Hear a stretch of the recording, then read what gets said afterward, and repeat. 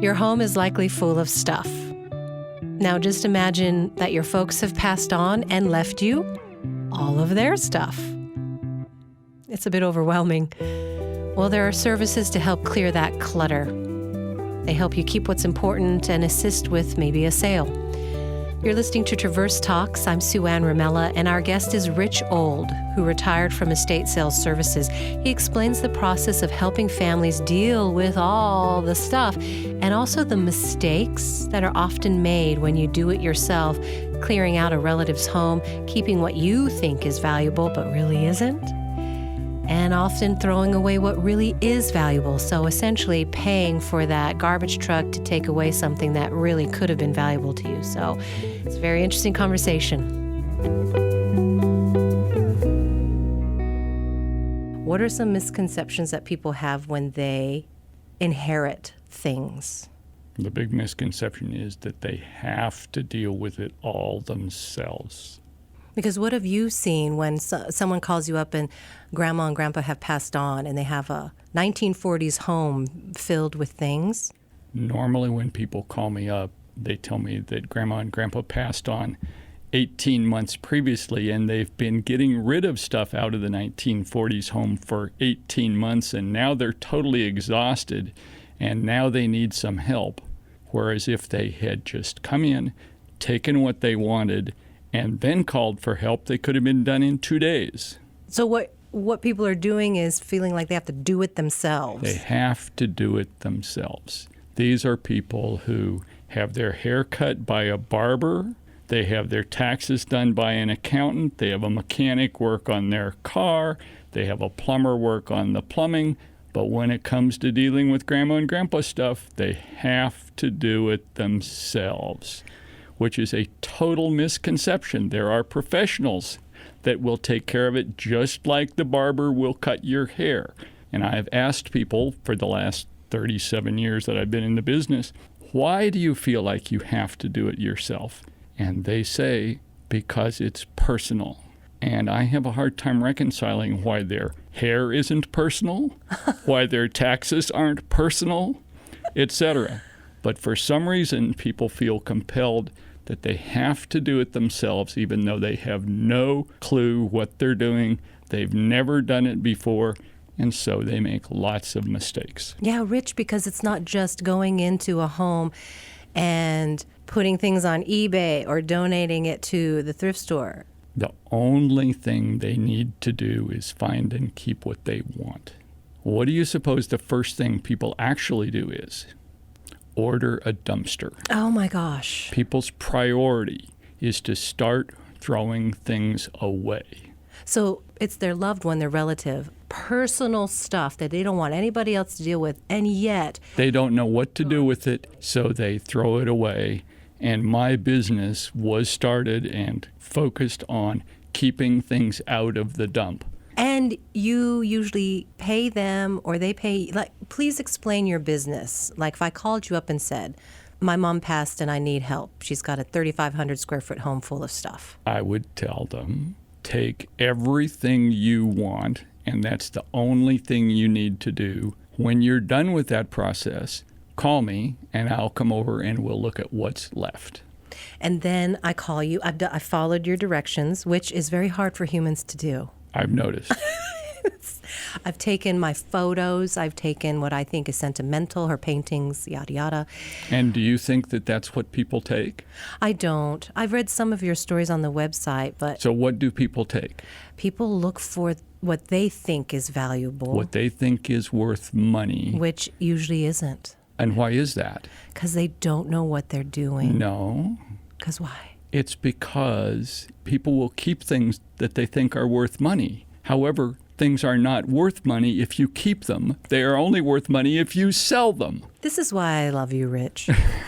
It's true. So they do the whole process backwards. Here's Grandma's bread bowl that Grandma made bread dough in every Sunday for as long as they can remember, and they have great memories of it, but it's chipped, it's cracked, it's been around forever, so it's not worth any money, so they leave it, and they end up regretting that forever. But they find a $20 gold piece in Grandpa's desk drawer that they never saw before in their life, but they keep it because it's worth money. only it's not worth money because they keep it instead of selling it. And so they end up without the items of sentiment, and they end up without any money. They end up with some object that means nothing to them. My God, our relationship with stuff is so weird. So in the dump is the sentimental things that should have been kept. And a lot of things that are also of value that should have been sold. I take 6 loads to the recycling center for every load that I take to the dump, but occasionally I do have to take a load to the dump. And when I was at the dump this last year, while I was unloading my truck, there were 3 big, beautiful Oriental rugs, shrink-wrapped with moving tags on them, laying on the floor of the scale house. That was the best solution they had for those rugs, was to throw them in the dump. I was talking to the lady at the scale house about how the estate that I had been working on had several empty jewel boxes because they'd thrown away the jewelry because, well, that was sentimental. It was Mom's. We wouldn't want anybody to have that. But they'd kept the jewelry boxes. And she responded by showing me the beautiful gold ring on her finger, which she'd picked up off the floor of the scale house. What do you think needs to happen to educate people this isn't the right way? I don't know, because I've been trying for 37 years and I've failed. Yeah. It's the sort of thing people don't do more than once or twice in their lifetime. They don't know anything about it. When I tell people, you know, I'm on the internet and I'm in the phone book, what else can I do? And they say, well, we didn't even know to look for someone like you. Huh. Is there some sort of confusion between this and something like the Antiques Roadshow, you know, where people think Grandma and Grandpa have this really expensive item and so throw away the postcards because they're not worth anything, but keep this cuckoo clock, and yet the cuckoo clock is worth nothing, but those postcards were worth something. Yes, if you think about it, the things most likely to be of value are those things most likely to be thrown away, which is why they've become of value, is because they get scarcer and scarcer all the time. I did an estate where hanging from the clothesline was an empty pasteboard box that a bar of soap had come in. Well, why would that not just be garbage? That's the sort of thing people would immediately throw away because it's just an old pasteboard box and it wasn't even very old. On the back of the box was a coupon that you could clip and mail in with 3 soap wrappers and get a set of inflatable Beatles dolls. Well, now, if you had done that, the set of inflatable Beatles dolls at that point in time was worth about $125. The empty soap box sold on eBay for $285. The person that bought it said, I'm a professional Beatles memorabilia dealer. I've never seen one of these, and you don't want to know how much I would have been willing to pay. Because they were either cut up and sent in for Beatles dolls, or they were thrown in the garbage. Wow. An 1890s Winchester calendar advertising an 1890s Winchester rifle is worth more than the 1890s Winchester rifle because people kept those, but they threw away the calendars because who would want an out-of-date calendar? Okay, 2 things are going through my mind. What a twist. And also, but is this then giving people more permission to keep hoarding everything because it may become a value one day? I don't think people need permission for that.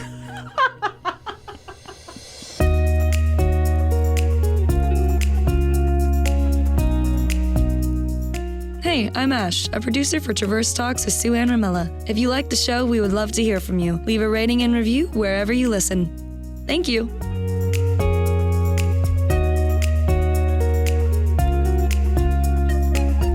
In your 30-plus career in estate services, what have you noticed has changed about what people value or becomes like hot, you know?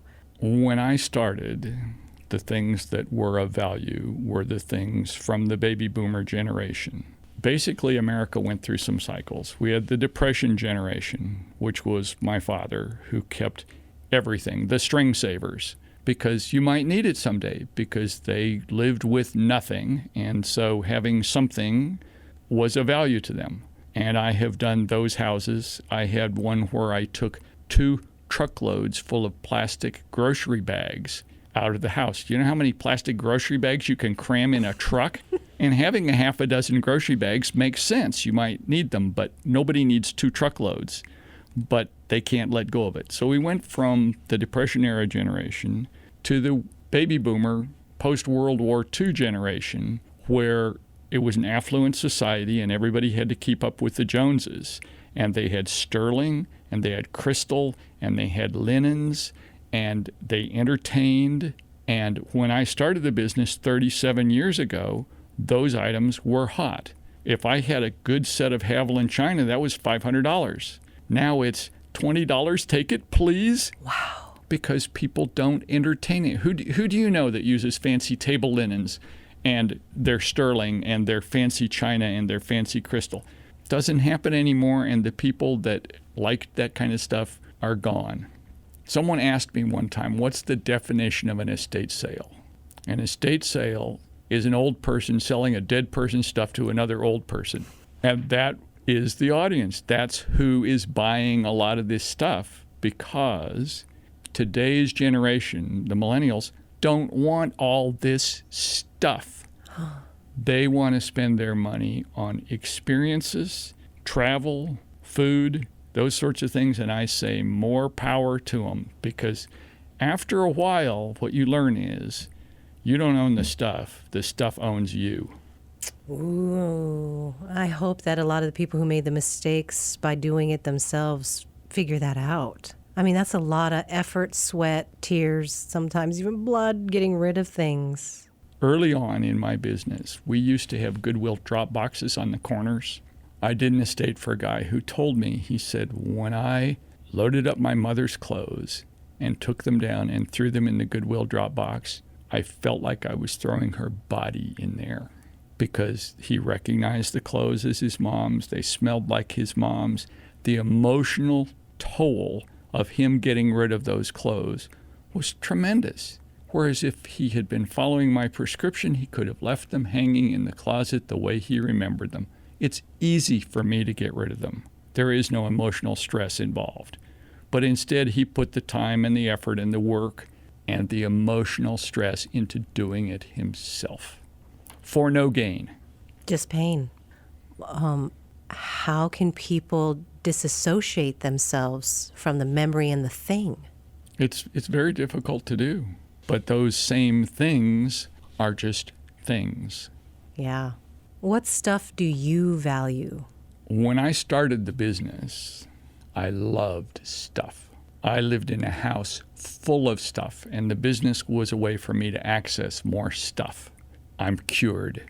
I have a house with bare floors, bare walls. I told someone the other day I have an empty drawer in the kitchen. They didn't believe me. There is very little that I cling to in the way of stuff. Mostly photographs, and those are all digitized and on my hard drive, and they don't take up any room at all. How did you get cured? I think I just got overwhelmed. You know, when you spend your life emptying out people's houses full of crap that they never needed in the first place, and you come home and you look at your house, you're thinking, I don't need this stuff either. The interesting thing is that I got into this business very honestly, in that my father, when he moved to the farm I grew up on, was 23 years old. It was the 23rd place he'd lived, and he'd been through the Depression. So he had never owned anything. So once he got there, he never got rid of anything. And when we were children, literally, the entertainment was going to the county landfill to see what we could find. Not to ever throw anything away, but to see what we could bring home. And we brought home treasures, let me tell you, which were then all stacked up around the barn lot and sat out in the weather and rotted and rusted away. But he had stuff. My mother had a PhD in clothing and textiles, and her particular field of expertise was historic costume. And in this case, costume does not mean like on stage. It means what people wear every day. I could hold up an item of clothing and she could tell me what decade it was from. I could hold up a quilt and she could tell me what decade it was from the fabrics it was made out of. The Leela Old Historic Costume Collection at the University of Idaho is named after my mother. Oh. So I had one parent who was an accumulator and the other parent who was a conservationist. And so between the two, stuff and dealing with stuff came naturally to me. And that's how I ended up doing what I do with an emphasis on trying to keep things out of the dump, whether it's preserving them, recycling them, reusing them, something, because I was raised with this ethic of to waste is a sin. And that's why it just breaks my heart when people call me after they've spent thousands and thousands of dollars on dumpsters, throwing away things that didn't need to go in the dumpster. Rich, what advice do you have for people to cure themselves of accumulating stuff? I don't know. I can't keep people from throwing away stuff. I don't know how I can keep them from accumulating stuff. Yeah. And I have literally seen people spend months and years dealing with houses full of stuff. And what do you suppose you get if you leave a house vacant for years while you're figuring out what to do with the small dollars worth of stuff that's in it? You get burglars, you get rodents, you get broken pipes. That's what you stand to gain by letting a house sit. One of the stories that I sent you was a house in Moscow where the people collected rare books and manuscripts, and they let the house sit for 5 years full of rare books and manuscripts until the pipes, which happened in that case to be in the ceiling, broke, and all the rare books and manuscripts were shoveled out into trucks, and there was $60,000 worth of damage to the structure. And they had been paying taxes, utilities, and rent on the place for 3 years to have all of that happen. It's a bit short-sighted. I feel like Americans are a lot when it comes to these particularly emotionally hard things, is short-sighted. Hurry up and get it done instead of... Right, and these are the same people that are hiring a professional for every other aspect of their life except this one. I know, it's so I expect them to want to be their own mortician, you know? Oh, I feel as if this should be subsidized by the government now because there's so many of the older generation with houses full of things, and the younger generation's like, I don't want any of it. One of the calls that I get frequently is people saying, you know, we've lived in this house for 50 years and we have all this stuff and we need to get rid of it so our children won't have to deal with it. And I tell them, no, it's your stuff. It's there for a reason. You obviously got some enjoyment out of it. Keep it. When the time comes, your children do not have to deal with it. They only have to keep what they want and call a professional. And if you think getting rid of mom's clothes is difficult, try getting rid of your own stuff.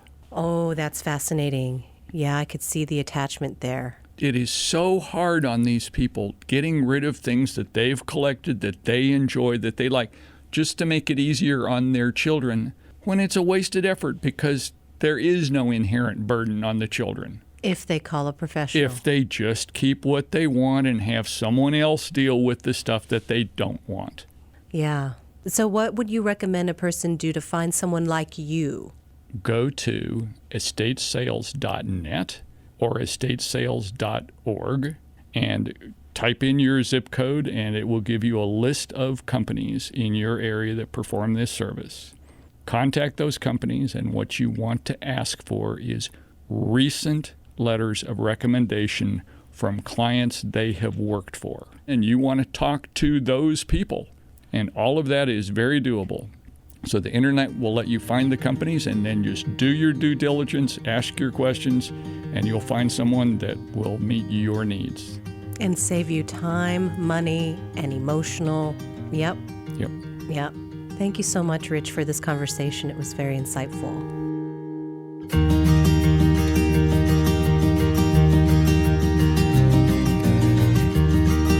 Sometimes it pays to hire a professional, especially when you think about all the time, stress, and money you may waste doing it yourself.